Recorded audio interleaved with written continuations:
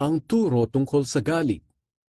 Sinabi pa ni Jesus, "Narinig ninyo na sinabi noong una sa ating mga ninuno, huwag kayong papatay, dahil ang sinumang pumatay ay parurusahan.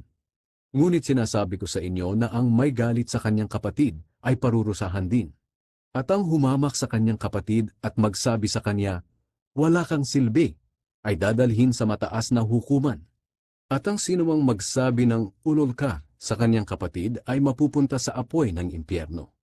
Kaya kung nasa altar ka at nag-aalay ng iyong handog sa Diyos, at maalala mong may hinanakit sa iyo ang iyong kapatid, iwanan mo muna ang handog mo sa harap ng altar. Makipagkasundo ka muna sa iyong kapatid at saka ka bumalik at maghandog sa Diyos.